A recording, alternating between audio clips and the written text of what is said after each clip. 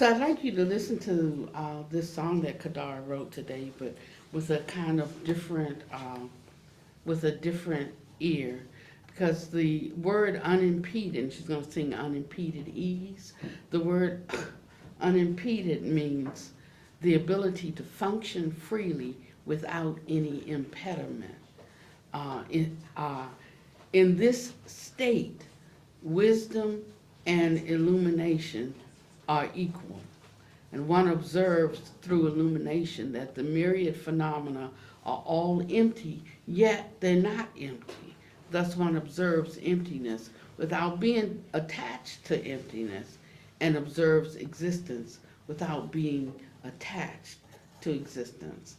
And so Busita and I had an experience last night that really showed us what this means, and what this can mean to us. And we're going to share just a little bit of that, but I want to set up a background for unimpeded ease. And sometimes when we think of unimpeded ease, like we're like soaring at the thought of it, but unimpededness only occurs when there's something to impede, and so it's not when we're feeling free floaty, it's like when we're in the midst of something and you're unimpeded, that it can truly be called unimpeded. If there's nothing to impede, then it's not unimpeded, right? And so, go, sister. Cut my strings to the illusory. Cut my strings to all attachment that's binding. May I be of use, may I be of benefit, may I be of use, may I be of benefit, may I be of use.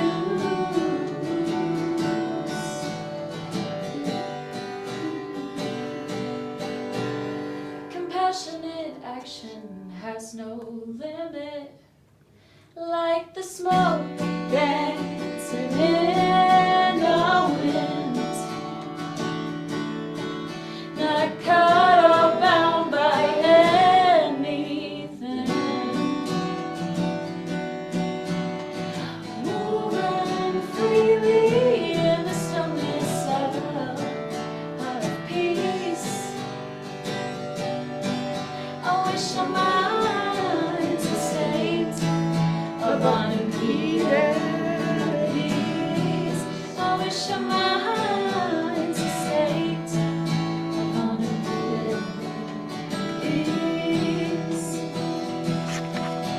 Untie my knots of selfish wants.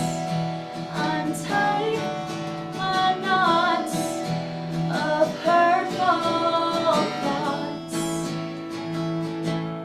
May I be of use, may I be of benefit, may I be of use, may I be of benefit, may I be of use.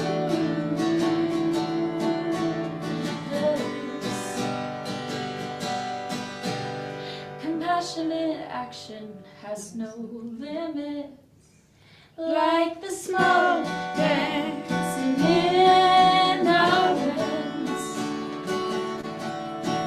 not caught or bound by anything,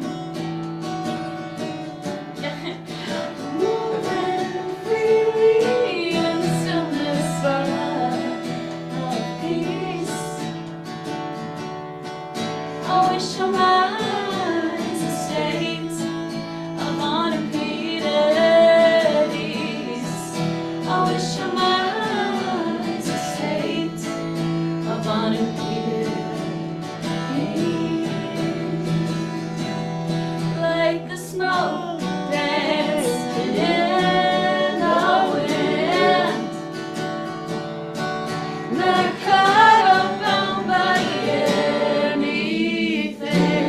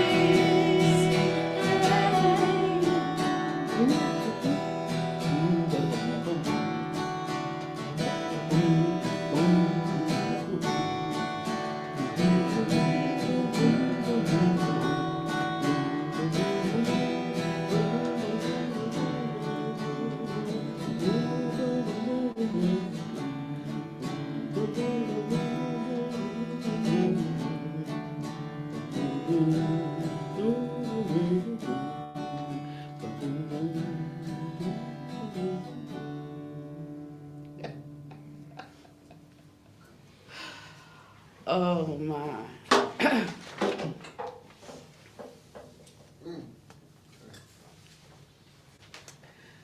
So,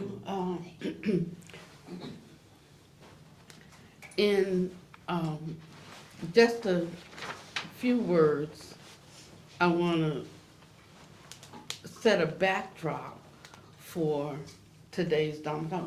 Boo, do you want to?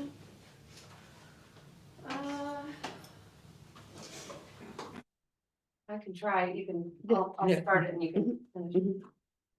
So, last night I got a voicemail from Bill, our friend Bill, Sunday member, who had put in the voicemail that someone came to his door and attacked him. And then I tried to call him back and we couldn't reach him, and Venerable was still here, so we decided to drive over and make sure he was okay. And when we got there, Bill was upset and, just saying that someone came to his door who he didn't know and started accusing him of things and punched him in the shoulder and then started wrestling him to the ground. And he didn't know him and he just came to his door in the evening. So it totally took him off guard. And he was really upset and escalated and confused. And we were talking to him and all of a sudden the man who had attacked him rode up on a moped and started going at him again while we were standing there with him. And so it was very, very intense. Both of them were really mad and really trying to protect themselves and get at each other. And so Venerable started working with the man who was attacking Bill, and I started taking Bill away from the man. And pretty immediately, Venerable was able to reduce or de-escalate this other man. He even put his arm around her. And he said he was calm now, but then Bill was still not calm. So he drove away and then he came back over and then it would start up again. And meanwhile, I'm on the phone with the police and trying to get them over there. And eventually 4 cop cars came and tried to manage the situation. And I don't know if you want to say more about from there, Venerable. So that's just the outer picture of what you see, but there was something going on that was beyond that ties into our Dharma talk for today. So this guy's big guy, 6'2", and he's obviously the aggressor. But for that time last night, did not see him as the aggressor. I saw him, I can't even say I saw him altogether. There was an altogether seeing.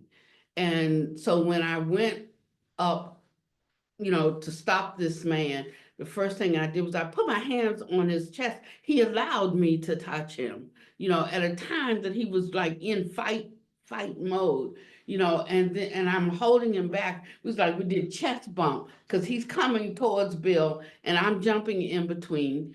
And then I just put my arms around him. I'm telling him, no, you can't do this. You cannot do this, and he's like, well, I gotta defend, my girlfriend's honor or whatever. And I'm like, you cannot fight him, but I wasn't resisting or opposing him as an enemy, and the moment that I came to him, it was like I loved him altogether, and because of that, I had no fear of him. Even if I was I was prepared that might have to restrain him or fight him or whatever, but I wasn't afraid to do that, and I was not afraid of him, and I was able to, or he allowed me to restrain him until the police arrived. And so there was something that was happening in the circumstance that really didn't have anything to do, so much to do with me. The circumstance was transforming according to the peacefulness and the non-action of my mind, instead of my mind going wherever it would normally go, or I have known it to go in the past and probably in the future. but my mind did not go there.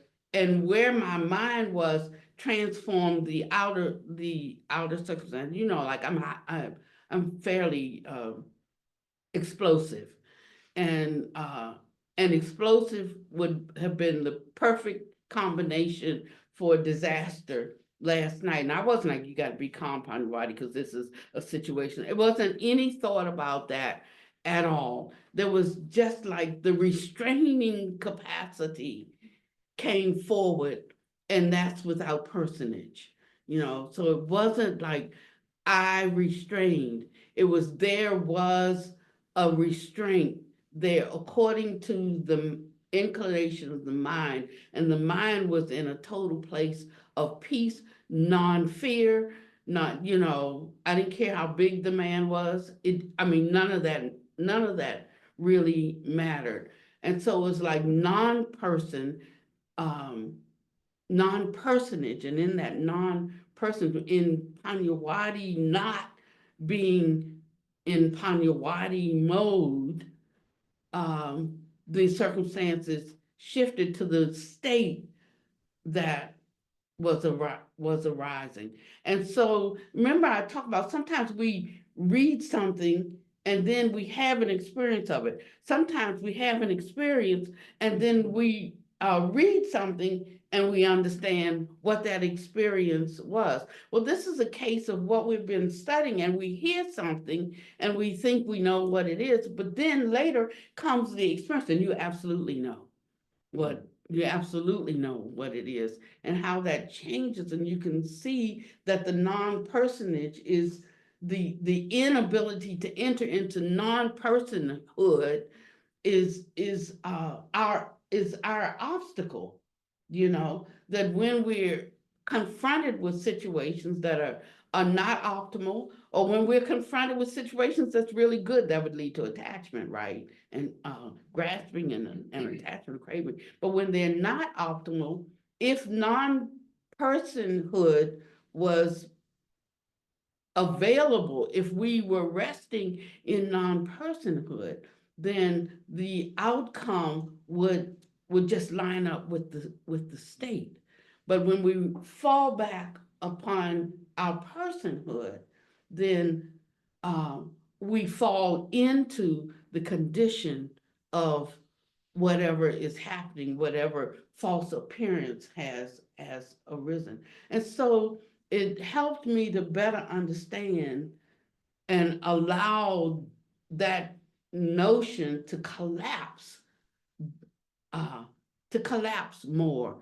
And so that's the only reason why I'm sharing it uh, with you today, and what really understanding what unimpeded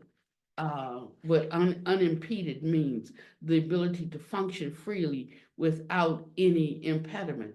And he tells us what our impediment is. It's The aggregates. right. It's the Yeah. aggregate. Sense Seeing the can aggregate as real. Seeing the aggregates as real. And as long as they're not empty, then that's our impediment. But once the aggregates become empty, there is no impediment. So it says, one contemplates that all dharmas are also empty, yet they're not empty. That is, one contemplates that everything is empty, but yet everything is also not empty. And as a result, the state of true emptiness is produced, manifesting marvelous existence.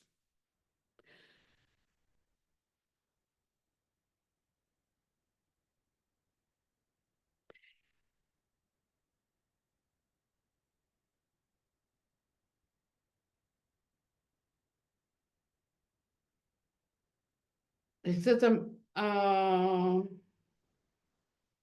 only saying this because I don't have the slightest intent to brag here. Today, as I was riding my bicycle, I came to the street called White Cloud Monastery. And since I was planning on buying a new bicycle, I was thinking about giving that bicycle to the office. And then I thought, oh, there's no hurry to give it away. I will continue riding it for a couple of days in case I need to use it here. Also, I need to carry sutra books. Forget it. I'm not going to give it away. Forget it. I'm not going to give it away. Well, then I thought there is a rising, existing, decaying, and vanishing. Maybe even a bar on the bike's frame will break soon. Why be attached to this thing? And just as I was thinking that, a bar on the bike snapped and broke in two. People on the street all burst into uproarious laughter. That bike just broke right there on the spot, right after I had that thought. Then Wazi helped me push the bike back home. Perhaps thoughts produce effects. Sometimes, of course, with respect to holy ones, effects are produced with 100% certainty. For me, though, I just say perhaps. I tell you, disciples, that I dare not say that my thoughts produce effects because I have never considered myself to be some sort of holy person. I'm just an ordinary scholar, a master who came to guide you disciples. I'm just such a humble one. Now, phenomena will change in accordance with your mind. Your mind will change phenomena. Once your cultivated powers have reached a certain level, phenomena will follow your mind in this matter. There are numerous examples of this kind. It's not appropriate for me to relate all of them to you here, examples right now, but many of you know of these kinds of examples. So for ordinary people, their mind changes in accordance with phenomena, in accordance with conditions, in accordance with what's going on. That is, as to people such as us, who are ordinary people, who have no cultivated powers and have not been liberated from birth and death, our mind changes in accordance with phenomena, with what is going on. This is meant by the mind changing in accordance with phenomena. So when you see joy or anger or sorrow or pleasure in others, your mind changes accordingly. Just as I've said with regard to those disciples of mine who run a business, if their business fails, they look worried and distressed. When they make money, they're happy. That's the mind changing in accordance with phenomena. Now, with regard to disciples of mine who lecture on certain branches of learning, if a lecture goes well, they are very happy. If a lecture does not go well, and others thereby slander them, then they feel sad. With regard to those disciples of mine who are writers, some of who are journalists, some of who are editors, and some of who are even screenwriters, when their submitted work products are rejected, they're very sad in their hearts. However, when they're praised, they become quite satisfied. These are all instances of their mind consciousness changing in accord with external phenomena. Even a common person who has a bit of spiritual attainment is able to not be joyful when experiencing gain and not be sorrowful when experiencing loss. So from now on, we must realize that whatever we gain is devoid of formal characteristics, and we must be mentally unaffected in reaction to loss. If something's lost, one should be indifferent. In this manner, one gradually enters the Dharma based on one's cultivation. However, when phenomena change one's state of mind, trouble is caused.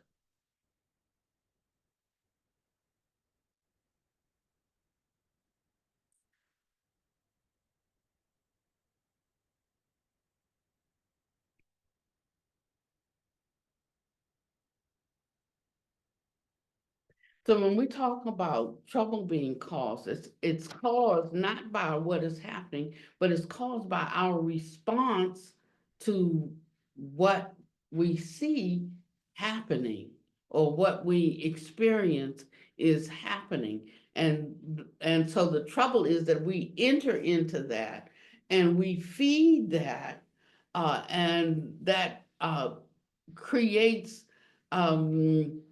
what we could call a negative outcome because we've entered in reaction to what and we might say in response, we're acting in response to what's happening, but it is actually acting in reaction to what is happening. And so cultivation then, if we were talking about our cultivating, we might think it's all of our chanting, or we might think it's all of our reading, or we might think it's all of our deep thinking, but it's not in those things. It is being confronted with external conditions and not being moved in the direction of the escalation of the external condition, whether it's towards, more happiness or whether it's toward some destructive kind of emotion. So this steadiness that we have is not one based on detachment in the ways that we think about detaching. It's based on putting forth the power of the unimpeded Dharma in you that is not moved by external conditions. There's a difference in cutting oneself off and being detached from a situation so that one is like, I'm not dealing with it. Because when you're in this state, you are absolutely dealing with it, but dealing with it from a place of emptiness, a place of non-personhood, and so there is only the state manifesting in you. And when that state is manifesting, that state, this is what he says about it. He says, if your mind changes in accordance with phenomena or the situation or what's going on, then you are constrained by the five aggregates and all the dharmas, the myriad of things, dharmas in this sense. Once your mind is drawn away from phenomena, then the five aggregates and all the dharmas bind you. It says that's why you transmigrate into samsara, changing from human into another human, or changing into a celestial, or a pig, or a dog, or a cow, or an insect, and so on, constantly switching in this chain of transformations. Such transformations in this chain occur according to your causality and the seriousness of your karmic forces. If phenomena change according to your mind, then the five aggregates are empty and tranquil and have no function or use. If phenomena change according to your mind, then the five aggregates are empty and tranquil and they have no function or use. And as long as phenomena change according to your mind, then the five aggregates naturally are tranquil and empty without any function or use. At such time, at that time, just at that time, not all the time, at that time, intrinsic reality prajna appears. One realizes and enters a state of being unhindered by either emptiness or existence, gaining great unimpeded freedom of ease. That's why it's called unimpeded freedom and ease. Hence, this is the reason for unimpeded freedom and ease as part of the name of Avalokiteshvara. Each one of us should be like Avalokiteshvara, with perfect observation and hearing, and achieve unimpeded freedom and ease. If your mind changes in accordance to phenomena, then you are constrained by the five aggregates and all the dharmas. You're constrained by your sense, your notion of personhood. as long as your mind changes in according to and is tainted by phenomena, then if someone scolds you, you'll immediately fly into a rage. In this way, you change according to and are tainted by external phenomena. You're bound by the five aggregates and all dharmas and will forever transmigrate in samsara. But if phenomena changes according to your mind, then the five aggregates are empty and tranquil and have no function and no use. And as for the five aggregates of form, feeling, conceptualization, action, and consciousness, they will naturally have no effect. Now, this is in the beginning of expounding, so like when we read this, like, yeah, right, I get this, I understand this. But now we're, halfway or a third of the way. And now when we come back, this is so easy to understand in a different way, that while we are thinking there is so much work we have to do, first of all, we can't even do that work, except the karmic conditions are there that enable us to do the work. I mean, like, if you don't know, you don't know, so you can't really use your efforting to make something happen, because you don't even know that using your effort in this attached to personhood way is going to simply fortify the condition that's out there, right? And try as you might, if you're not in a certain state, I mean, the outcome is going to be according to your state, not according to what you think you should do or according to what you think needs to be done. It takes a different state to change external appearances. So we're not going to be able to use our critical thinking mind, and that's what we rely on to survive in this world. That's how human beings survive, using their critical instincts to determine what's happening out here and what should be my response. And that's all tied up in the five aggregates. So can you see how antithetical this Dharma is to how we actually think in a moment by moment basis, and why it can be so challenging for us if we're using that same mind that thinks that way to apply a different mode of thinking? It's like impossible. And that's why he says, stop thinking, because the thinking is only going to be an obstacle to the state of prajna. Think of prajna like the sun shining on you, and you got an umbrella up all the time, blocking the sun. The umbrella is your realm of thoughts, and you're blocking the rays that would give you sunshine, and saying, boy, I wish I had some sunshine, but yet we throw up the umbrella every time the sun starts shining on us. And so it takes an enormous amount of confidence in the Dharma. And we can't be wishy-washy with it. We in the Dharma today. We out of the Dharma tomorrow. We in the next day. We're out the next day. We're throwing in 3 or 4 or 5 other theories about it. But we have to remain steadfast, unmovable, unshakable in holding a premise. We can't put the umbrella up, umbrella down, umbrella up, umbrella down. If we're gonna let the sun shine, let the sun shine in.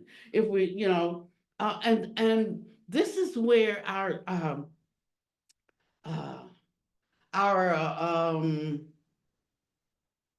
where we have to have a different understanding of what cultivation is. It's more of what we don't do as opposed to what we do. It's more of a yielding or going against, as they call it, against the stream. It's more of a going against the stream, as opposed to learning how to navigate the stream. Um, and so says living beings do not know how to generate wisdom or to observe or contemplate. All they all the more do not know that the three prajnas exist. Living beings do not know how to activate their own prajna wisdom illumination and have that illumination shine back on themselves so as to observe themselves. They all the more do not know of existence of contemplative illumination prajna.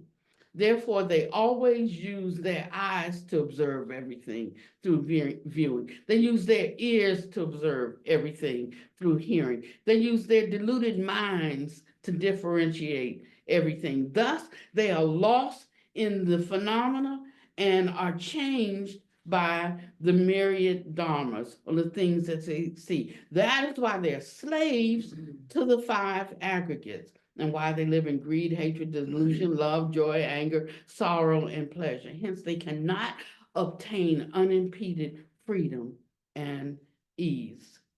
You can imagine why living beings cannot obtain unimpeded freedom and ease. Because living beings use their deluded minds to differentiate. They're based on, like, what do I do in this condition? What? Based on what I see, as opposed to based on having the umbrella down so that the light of prajna can show them what's there. So, like when you have an umbrella up, an umbrella casts a shadow. No, it casts the shadow of the umbrella is right there in front of you. So it changes. It doesn't allow for the clarity and the brightness and the fullness of of the occurrence. Because it casts a shadow, you can't see from the space of the full brilliance of the sun. And likewise, when we encounter a situation and we are blocking the brilliance of prajna with our own mind speak and our own mind speak, we cannot enter into the state of brightness that comes from the prajna that we already possess. We can't access it. We can't uh, and because we can't access it, we fall prey to, we get roped into the condition that's appearing because of the shadow block from the light of prajna. If the umbrella was down, the light of prajna could shine on the situation and the whole thing could be seen. But here's the thing about when the light shines. When the light shines, it obliterates the aggregates and they cannot rise. So last night, we had an experience of that made the Dharma real and alive to us.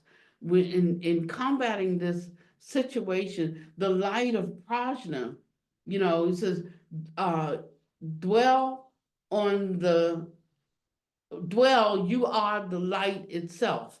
Rely on yourself, do not rely on others. So what self is he talking about relying on? Not the ordinary mind consciousness that produces the five aggregates, but the Tathagata nature that underlies that.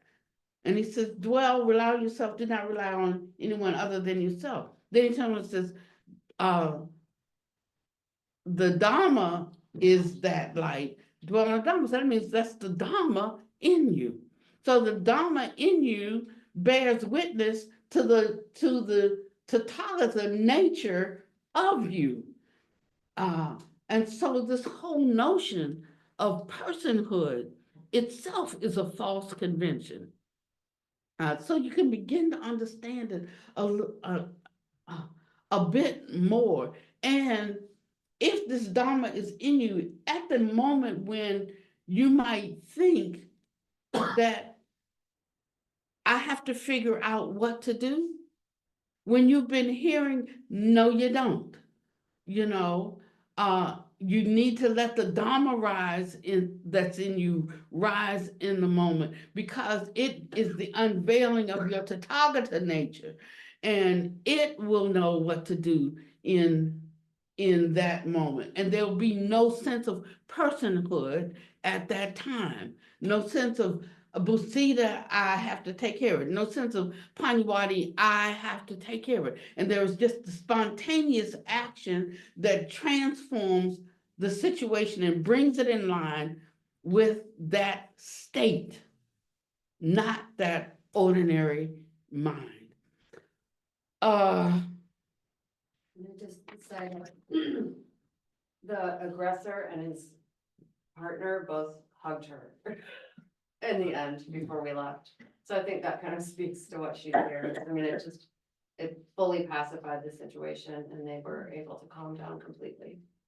Really, there was a capacity, it was the capacity of pacification, you know. Without Kempo. Exactly, without Kenpo. 'Cause I'm not gonna have to pull all my martial arts out now, 'cause, you know, but, going over, I was thinking about that, I'm like, I'm too old. I'm too old for this, and my mind did go there a little bit, but it didn't go there to the extent, so there wasn't the indignation, it was, I'm not the one to de-escalate something, because I'm explosive in the minute, it only lasts 2 minutes, and then it's gone, but I am explosive, that's Pannavati personality, right? And I mean, you can steal from me right now, and 5 minutes later, something happens and I find out you have a need, and I'll go take you money, or I'll go do whatever needs to be done, because that was 5 minutes ago and this is now. And you just judge every situation on what's needed right now. But so my mind is not gonna have to go here and get in a fight and I'm thinking about my income, because I'm thinking about my, I'm thinking, okay, I got a little nail right here, I'm thinking I'm gonna have to do this. I'm like, I'm gonna have to, and but that was Pannavati, thinking how she might have to, cause Bill, and Bill was off the rail. He was off the rail, and he was so fearful, and he was so fearful, the defense nature, naturally arose. When it was just Bill, I responded to the defending nature, because I could see how undone he was. But when that big guy came back on that bike, I go, oh no, this just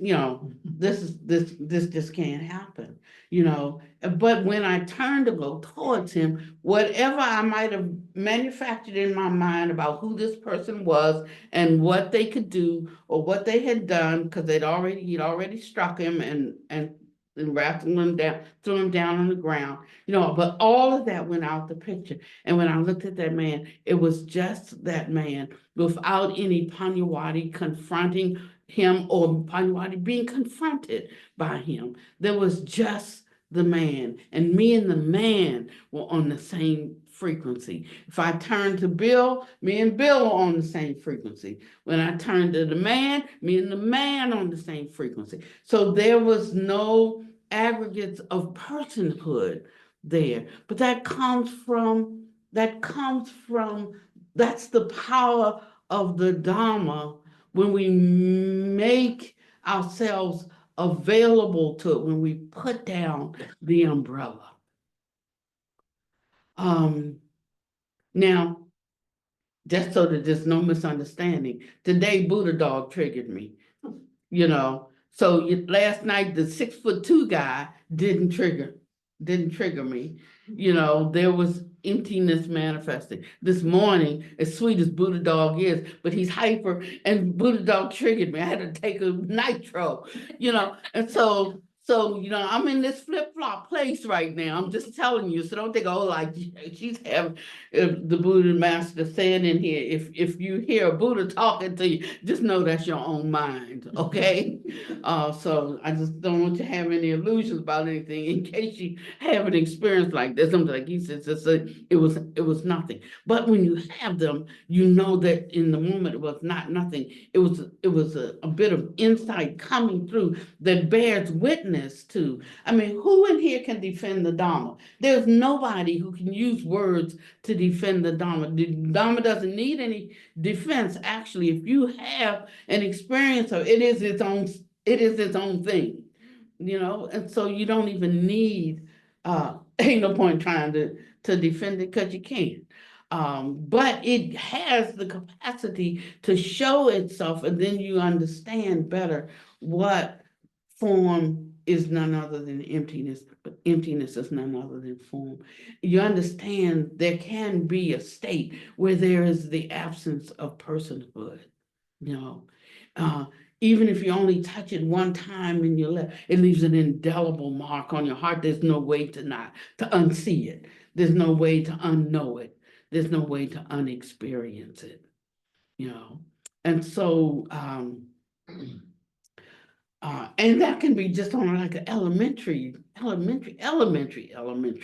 level. Can you imagine what the true capacity when he speaks of high level bodhisattvas, he speaks of Buddhists, they are not in the category of living beings. We think of them as living beings because we think of living beings as people or beings that are alive. But there's a category called living beings, and there's a category beyond the state of living beings. I mean, can you like just stretch the rubber band a little bit to think that there's something higher even than living beings? There's a category higher than living. I mean, like right now, I'm convinced that there is a category that supersedes our concept of living. That's why we cling so much to this as living, because we can't imagine anything higher than this. Yeah, we say we do, and we talk about the Buddhists and the Bodhisattvas, but when the rubber meets the road, this is living beings, this and below. What we can see and touch and, feed and Living being.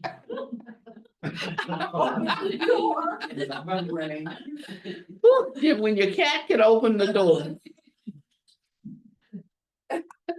And so, so we have to look a little deeper. We have to question our thoughts, because that's what's putting a cap on the release of the dunamis, or the release of the power of manifestation of the Dharma. That's what's limiting it. We have to question our thoughts and not be so quick to throw out things like, because the mind knows the answer to that question. But asking ourselves, do we really understand the question? And do we really align with the answer? No, because if we don't align with the answer, we can never realize the answer. We've already rejected, the explanation, or we've already capped or limited the explanation. So it can't go, but it can only go as high as we give it permission to go. So do we cut off or limit our understanding? Because if we don't give it permission, to have its full revelation to us, how often do we default to our comfort zone? We default to something we already know. We default to something we've already realized, because that's comfortable for us. We don't have to stretch ourselves in this way. We can rest in some blessed assurance, but we will just have the capacity to receive blessed assurance. We will never have the capacity to offer it. And that's the difference in the training. Some people, you can't even give them something. You can't even help. Thank goodness we're at least not that way. At least we can receive, you know. But do we have the capacity to give the assurance? That's awakening to our Buddha nature. And it has nothing to do with our Pannavati nature or our Su nature, or our Santi nature. It doesn't have anything to do with that. So we have to allow the dropping and to know. I mean, how can you allow this if you don't know? I mean, how could one know except they heard? And so that's why hearing the Dharma is so important. That's why listening to it is so important. Just listening to it, and if you listen like it's raindrops falling on a parched soil, you can't like just sprinkle the raindrops and the soil be soft and moist and pliable because it's so dry and cracked up, But it takes a gentle rain. First of all, you have a fast rain, it's just going to run off the top.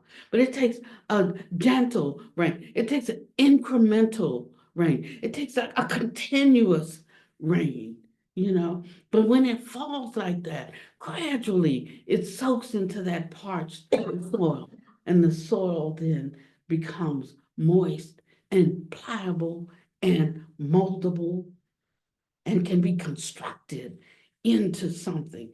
But whatever it's constructed into is none other than what its nature as soil is.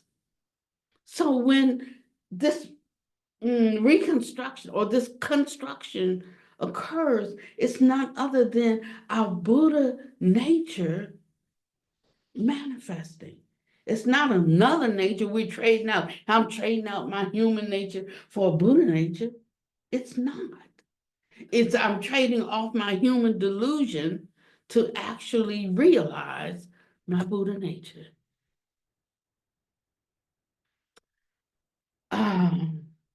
And he said, this is the habitual tendency of bodhisattvas.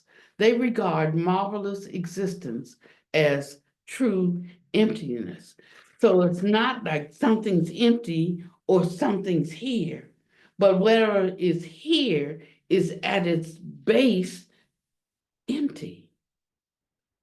And it's just the arising and coming together of some conditions that produce this condition, and they come together and they fall apart. They come together and they fall apart.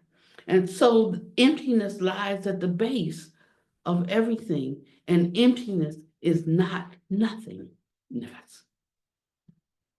And when we can hold these two concepts, that's when external conditions will start to change in accordance with the state of mind that recognizes at the root of all substantial things lies an empty nature.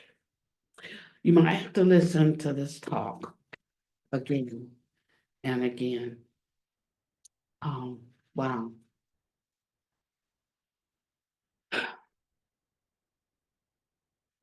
Having untied, like we talk about things like no gift, no giver, no receiver. But what does that really mean? Having untied the 6 knots, we have to transcend the 3 emptinesses. They refer this gift, receiver, and giver, they refer to the 3 emptinesses. They are all non-existent at their root. And then when the action is carried out, there is no tie to the aggregates of personhood. Therefore, there is no hindrance. and outer appearances adjust in accordance with your state of prajna. So you might have an occurrence here, an occurrence there. You note it and you let it go. If you cling to it, delusion sets in, you know. But you note it, you do note it, and you let it go. And then there'll be another occurrence, you note it, you let it know. You know when you've been naughty or nice. So what I noticed this morning was, how's it that Buddha dog could trigger me and the 6'2" guy didn't? Maybe because Buddha dog wasn't that much of a threat as this guy. So maybe through just the inference of threat, I needed to reach for something higher, something greater than myself. The little things I got, I can handle that. You know, I mean, like each person has to talk to themselves now about what besets you, or talk, you know, I'm just talking out to like show you how to talk it out and how to recognize and notice the shifting. I mean, it's no condition. So Buddha Master gives us the story about him being on the bicycle, and he's telling us something there. First of all, he's telling us who he is. He's telling us by virtue of what he's telling you what power was exercised and the power of thought in here, because he's thinking, I'm going to give the bike away. And then he thinks, what if this bike broke and suddenly the bike broke? So when we talk about bodhisattvas and Buddhists, that their actions are, that the thought is the action,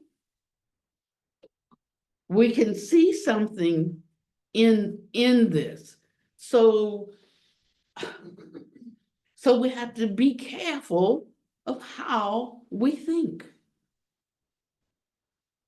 We have to be careful of how we think, and why it's so important for us to moderate and know when we're thinking. It's like a lot of times when we sit down on the cushion to meditate, we're sitting down on the cushion to think.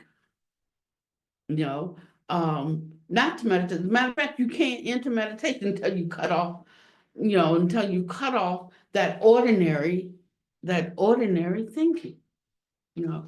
And so we have to reframe. Just because something has been introduced to us in a certain way, we should not think that that is the absolute truth of the matter. We should not think that that's the only way to think, the way that it was given to us, because it can lock us into a false narrative that becomes very, very difficult to get out of. So a lot of the Western teaching, you know, like I spent a lot of time in my early years in the East, and I can tell you that what they do for meditation is not what they did with the Westerners who came over there. It's like, them people, we're not going to be bothered. Just tell them to sit there and meditate and sit there and quiet their thoughts. But the Easterners, because they had a different frame of reference, not thinking so much in terms of an individual self, they think more in terms of the whole. They think more in terms of,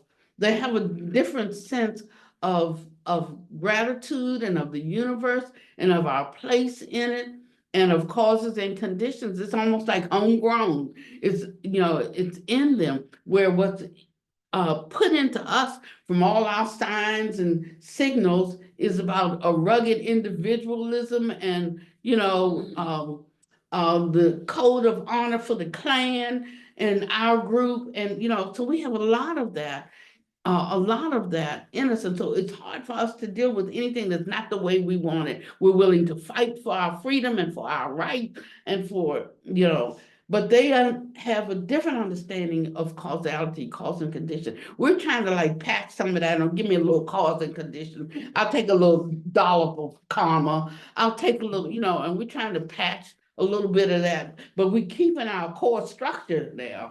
But we're just slapping on a little bit of that here and a little bit of that there, wherever it mixes up and the colors match, you know. But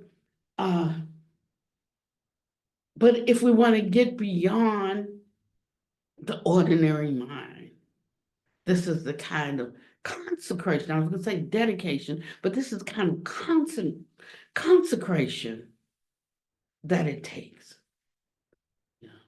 And now this word consecration that had such a religious connotation to me, this has a universal connotation to me.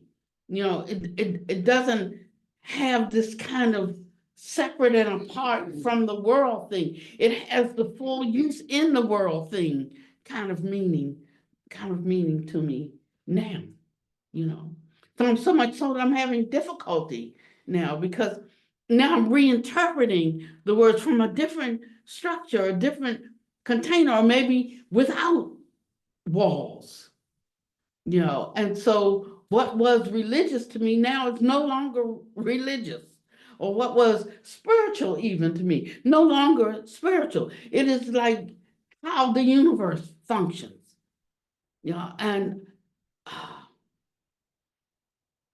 so I have a struggle now of placement. I have a struggle now of categorization, how to categorize myself, how really. But that's the ego identity, you see? That's the ego identity. Because there is something that is, it's by its nature forcing the change. And it is, and that which is false cannot stand up against it.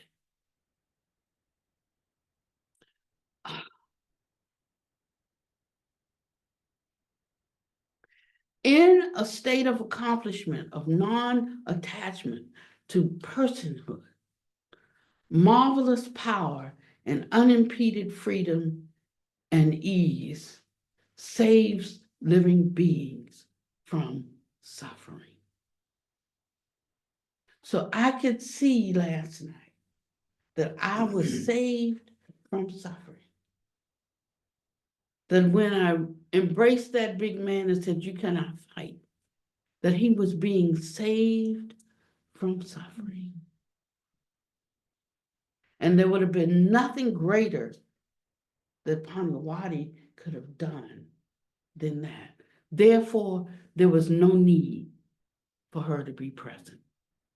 The aggregates could not rise.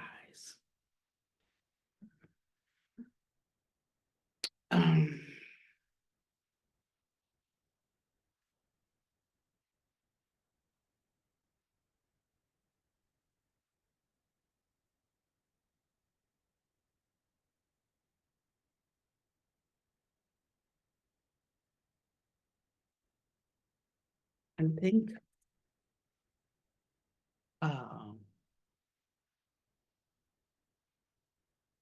one thing Zazi said during one of her talks is she said, we have this idea or notion at this level of our understanding of a bodhisattva like being a fixed entity. Because for us, everything is structural and concretized in that kind of way. But a bodhisattva transforms into what's needed at the moment. That could be a person, it could be a thing, or it could even be a place. The place just came to me just now. I could get with personal thing before, but it could be person, place, or thing. Oh my goodness. So this whole idea of shape shifting is not like I'm just shifting from one being into like put a different head on me. But it could be like the transportation, teleportation to another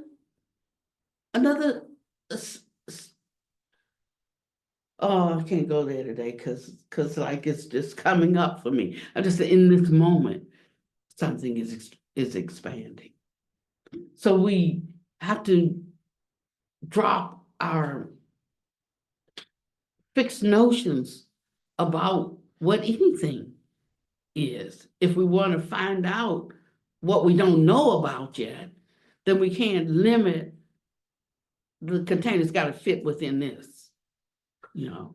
And if we get in the habit of doing that, there will be an expansion of consciousness that can actually accommodate more.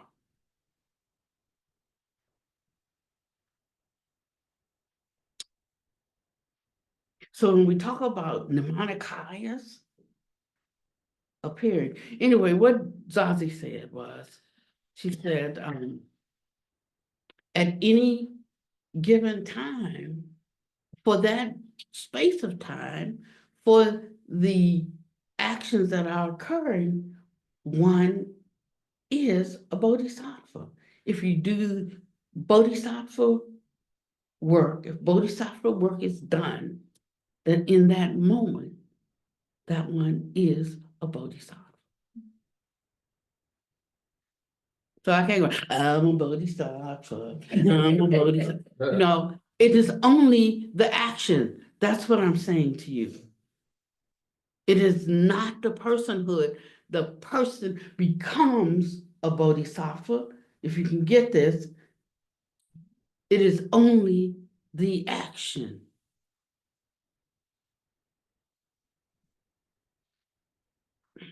In the service of, pure service. So who is it that's in the service of? The situation. I mean, Me. but who? The me. No, not you. No who. Right. There's no who in the service. There's no who in the service. That's what I'm telling you. There is no who. No server, no served, Right, no service. right. Yeah. And so that makes it empty in its fundamental nature, yet there is a play out of something. So there is, it is real because it has been fabricated, but at its core, there's nothing. We drew the aggregates together.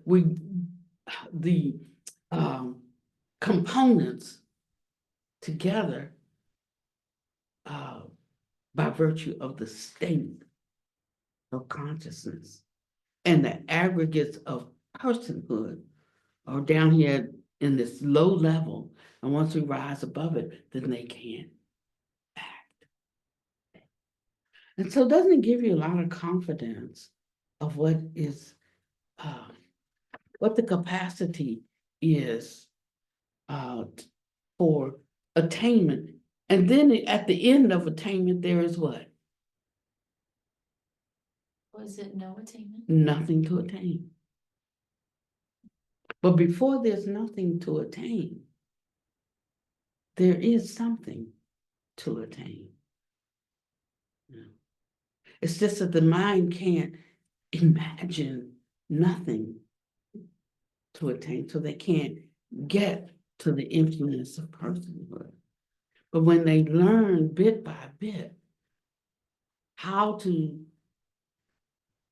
hold their thoughts, what things to think upon, and how to embody that, how to put that into action in the moments when it's needed. That's why it says, like, when you go through a lot of stuff, like, it's just so good, it's so yummy, that's your best times, you know, of learning. That's when you can reach a profound realization. So the one who suffers much learns much. Because it's like you come to know, well, there's what comes after words. You know, because every word we use is defined already. So every word we use is locked into ordinary mind, actually. But then you start to have these experiences that go against or defy or nullify ordinary mind, then there becomes no words for it.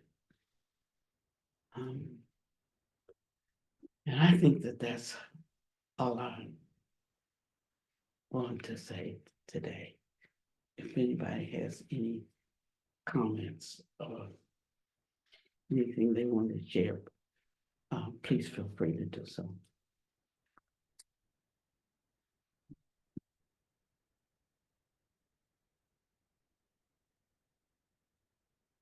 The confidence that you've given me is, this is what we're cultivating. This is what we're cultivating. So this is the fruit of your cultivation is what happened yesterday.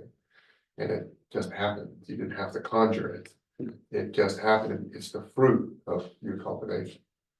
So you've given us confidence that we'll know the fruit of our cultivation when it's time to know the fruit of our cultivation. It'll show up In the for you. meantime, just cultivate.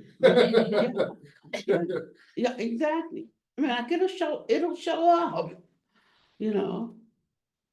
It will show up, and it'll show you when you're not practicing. Right. You don't have to ask anybody. It'll just show up for you, and you can say, "Oh, no." So and when those times show up that we're not practicing, we don't have to flagellate. Also, when it shows up when somebody else is not practicing, we don't have to even get into all that. They need to take care of that. So we stop being so concerned when somebody is not pleased with us. Or we won't be triggered when somebody has a bad attitude like that. That's your problem, you know? But not from a non-compassionate way. It's just that you know you can't solve it. They have to solve it. They have to be willing to solve it. I'm gonna give you some space to take care of that. Mm. And in the beginning, this might seem cold and detached. That doesn't seem like a bodhisattva that loves everybody, you know? That's not what's needed. Right, right. And then if that person is like that, you know, Buddha didn't say this, Jesus said it, or Paul or somebody, but they said, but like if they can't get it, treat them like they're feeble-minded. I mean, you take care of the feeble-minded, right? So it doesn't mean like you like diss them, but if they're acting feeble-minded and they can't seem to get out of that rut, treat them like they're feeble-minded. Work with them like you work with feeble-minded people, you know? And that's not a ding against feeble-minded people, you know? It means like you can't force people to walk in something that in a state that they have not entered, right? That's what it means. And so the compassion there is give them graham crackers and milk. Mhm. Sometimes I think, and I know I was talking to Lucille about it today, and I know it's selfish on my part, but you know, sometimes I feel like I don't want to stop and start over again with a new group. You know, it like took years to get to this place where there's some opening, there's a crack in the egg. Like I just want to keep peeling that shell off. I don't want to go back to, that's your job. I don't want to go back and start over. You know, I want to like finish it. I want to like get to the end. You know, while I got some time. Oh, well, I probably won't get to the end, but I don't want to like go back. And I was just saying that to myself yesterday, right? And partly because in my notes that I'm studying, I'm on page 500, something like that. And so he takes me right back. Now, this is page 88, you know, so I'm right back at the beginning of the book. And there it is, it's all spoken right there. But I thought I understood it, but I did not understand it. You know, I had some understanding, some partial. Right now, I still have some understanding, some partial, you know, but my understanding now is so much more expanded than my understanding then. And if I'm still scraping the bottom of the barrel, I can't even imagine what it is to have a non-living being consciousness. Just can't. It's, it's almost like my heart fails me thinking about it. I can't think about that because it's too powerful, it's too great for my heart to contain. No. And when I think of these holy beings, like when I think of Jesus and the capacity, when I think of the Buddhists and the capacity that they have, when I think of Bodhisattvas and their capacity, my heart almost explodes,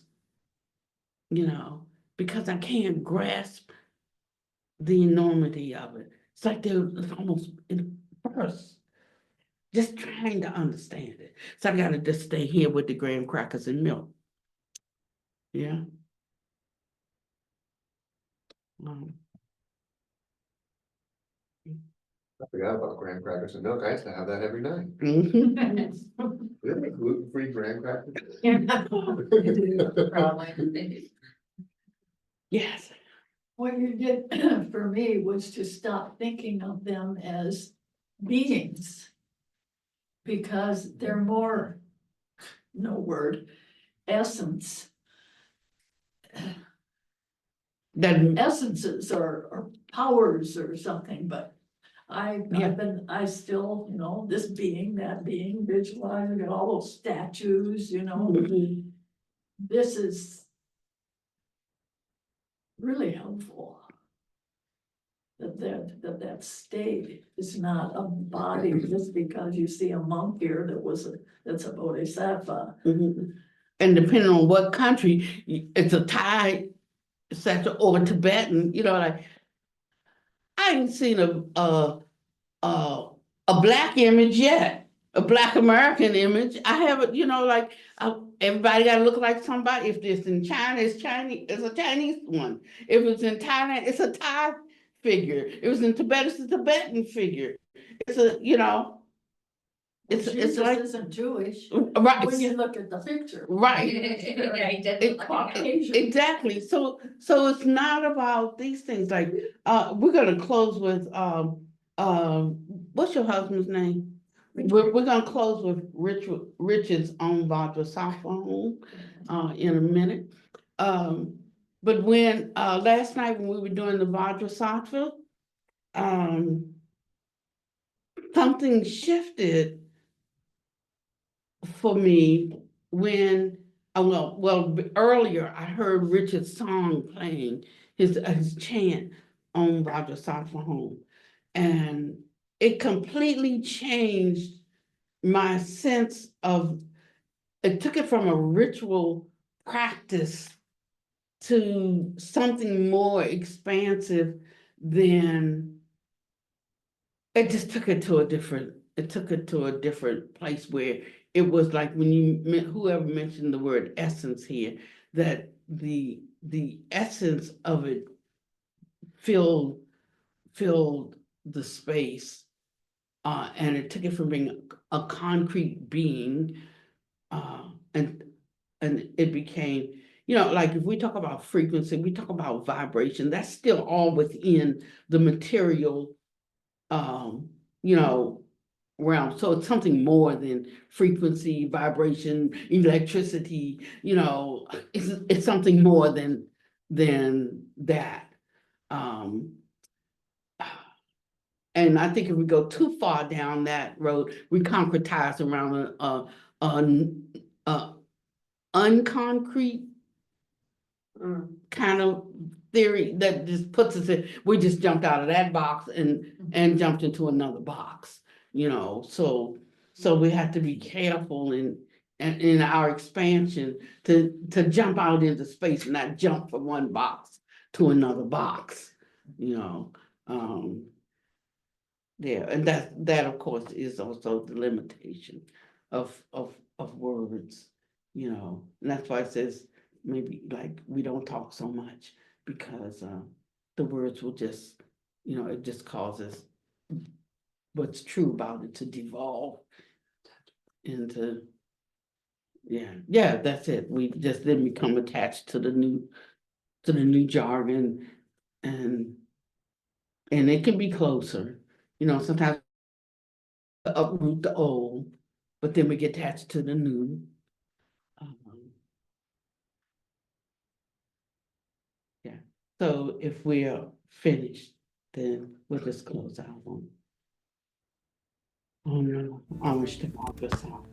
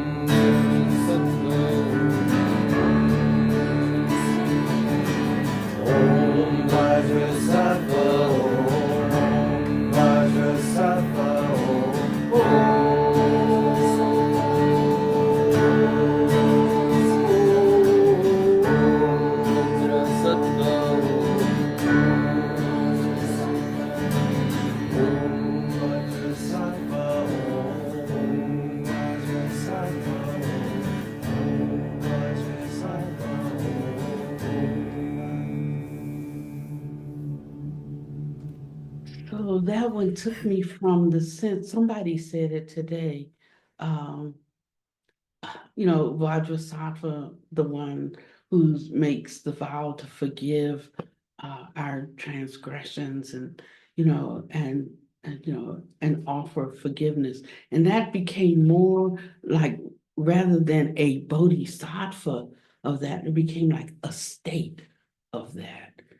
So he ceased to be a bodhisattva nirmanakaya, but became like just a vast state of compassion that we were enveloped in. And that's how it affected me. I don't know all the words, couldn't even make out all the words, but just the Om Vajrasattva was creating a field